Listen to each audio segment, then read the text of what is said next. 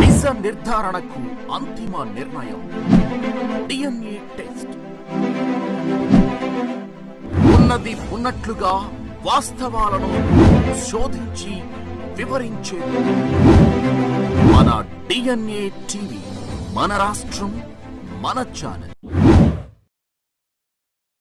అంటే చాలాసార్లు చెప్పాలంటే ఎన్నో డిసప్పాయింటింగ్ జరిగింది నాకు. అంటే ఒక సినిమాలో నన్ను బుక్ చేసి మహానటుడు రామారావు గారితో అప్పట్లో ఒక సినిమా చేశాను, ఎదురులేని తిరుగులేని మనిషి అని. దేవి ప్రసాద్ గారు ప్రొడ్యూసర్. అందులో నేను, ఫటాఫట్ జయలక్ష్మి, ఆయన, రతి అగ్నిహోత్రి చేశారు రామారావు గారితో. ఆ సినిమాలు చాలా బాగా చేశాను. రామారావు గారి పక్కన మరొక హీరోగా నాకు అవకాశం వచ్చింది. అంతా ఎర్లీ స్టేజ్లోనే అనుకుంటాను. నాకు ఆ సినిమా ఫెయిల్ అయింది. ఆ తర్వాత మళ్ళీ అదే రామారావు గారితో మళ్ళీ సినిమా చేసే అవకాశం వచ్చింది ఒక దిగ్దర్శకులతోటి. అయితే నాకు డేట్లు ఇచ్చారు, నా మెజర్మెంట్స్ తీసుకున్నారు, నేను వెయిట్ చేస్తాను. కానీ నా పేరు లేకుండా మరొకరి పేరుతోటి ఆ అనౌన్స్మెంట్ అయ్యేసరికి ఎక్కడ డిసప్పాయింట్మెంట్ వచ్చింది. ఏంటిది అని ఆ రోజు నా ప్రొడ్యూసర్ పిలిచి, ఇదేంటంటే షెడ్యూల్ స్టార్ట్ అయిపోతుందంట, నాకు డేట్లు చెప్పారు, నేను ఆ డేట్లు ఎవరికి ఇవ్వకుండా నేను ఇక్కడ దాచిపెట్టాను, నేను ఎదురు చూస్తున్నాను అంటే, సారీ చిరంజీవి గారు, ఎలా చెప్పాలో తెలియక మేము టైం తీసుకున్నాము. ఎందుకంటే పోయిన సినిమా మీది ఫ్లాప్ అయింది కదా కాంబినేషన్లో, అందుకని దానికి గ్లామర్ ఉండదని మీరు వద్దనుకున్నావు అని. ఆ విషయం చెప్పచ్చు కదండి అని అంటే, ఆ టైంలో నేను నాతో సినిమా చేస్తే సినిమా ఫెయిల్ అవుతుందని ఒక బ్యాడ్ ఇది నా మీద స్ప్రెడ్ అయ్యే అవకాశాలు ఉన్నాయి. ఈరోజు సోషల్ మీడియా, ఆ రోజు ఇంత మీడియా లేదు కాబట్టి కానీ, లేదంటే ఎంత బ్యాడ్ అయ్యేదంటే, నన్ను తిరిగి ఇతనితో ఎవరైనా చేస్తే సినిమా ఫెయిల్ అవుతాయి, ఇది ఒక ఐరన్ లెగ్ అనే పరిస్థితి వచ్చేసరికి ఎక్కడో మళ్ళీ జంకాను.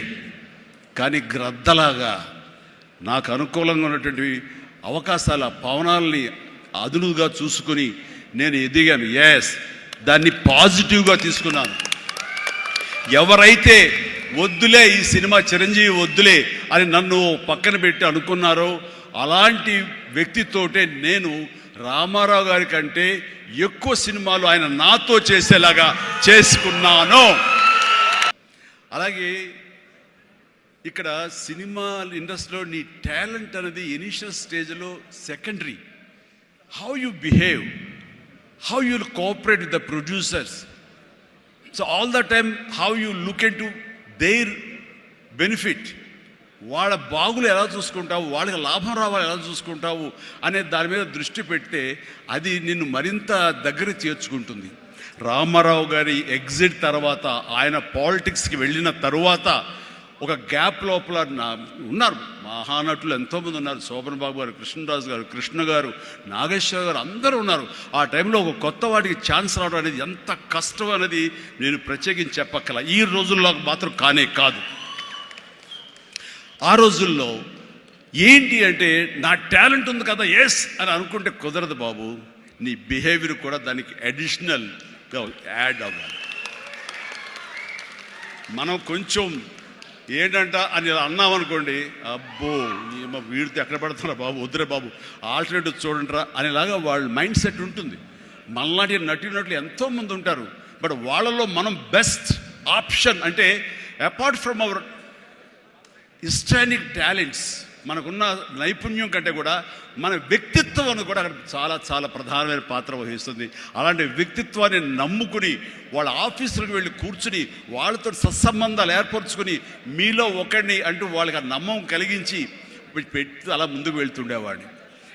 ఎలాగో ఎవాల్వ్ అయ్యాను అంటే, నన్ను ఇండస్ట్రీ నాకు చేయూతనిచ్చి ఇండస్ట్రీ నన్ను పైకి ఎదిగేలా చేసింది అనే దానికంటే, నన్ను ప్రేక్షకులు ఫస్ట్ వాళ్ళను గుర్తించారు. ఇండస్ట్రీ గుర్తించలేదు, ప్రేక్షకులు గుర్తించారు, ప్రేక్షకులు చేయూతనిచ్చారు. అందుకనే ప్రేక్షకుల పట్ల నాకు ఎప్పుడూ కృతజ్ఞత ఉంటుంది. ఇది మీకు అర్థమయ్యేలాగా తేటతెల్లంగా చెప్పాలి అంటే, రామారావు గారు ఎగ్జిట్ తర్వాత ఎవరు అంటలో ఇద్దరు ముగ్గురు పోటాపోటీగా నిలబడి ఉన్నప్పుడు, లక్ష్మీ ఫిలిం డిస్ట్రిబ్యూటర్స్ అని విజయవాడలో ఉండేవాళ్ళు. లింగమూర్తి గారని లక్ష్మీ ఫిలిమ్స్ సంబంధించినటువంటి ఒక వాళ్ళ CEO ఆయన వచ్చారు. ఓకే, ఎంత ఎక్స్పెక్ట్ చేస్తున్నారు ఆ హీరో మీద?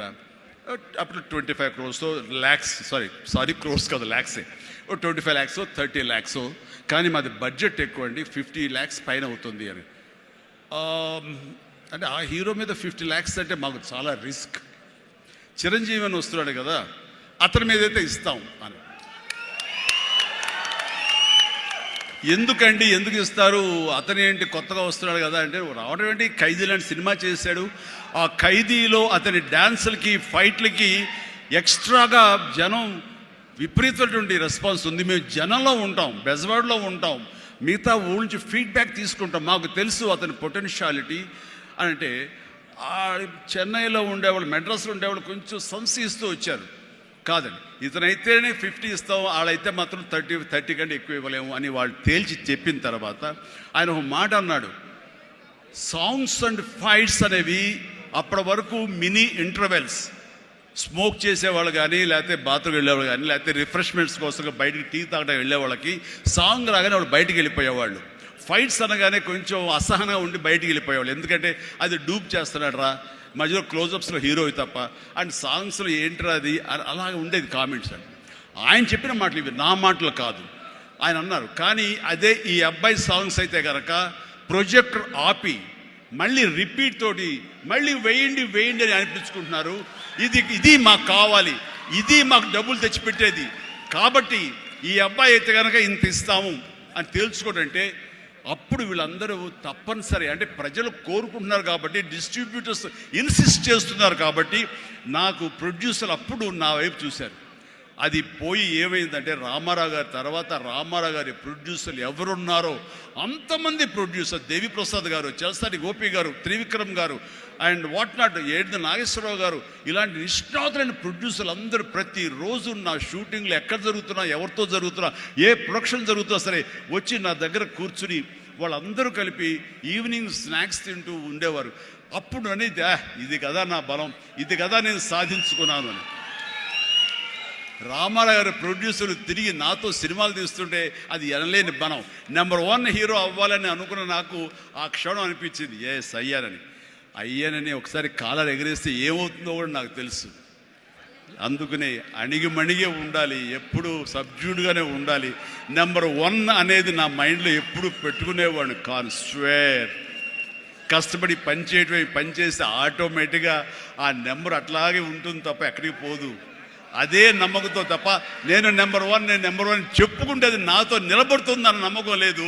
మనం కష్టపడి అలాగే అదే విధంగా ముందుకు సాగుతూ ఉంటే కనుక ఆటోమేటిక్గా వస్తుంది, ఆ నెంబర్ 1 స్థానం అలా నిలబడి ఉంటుంది.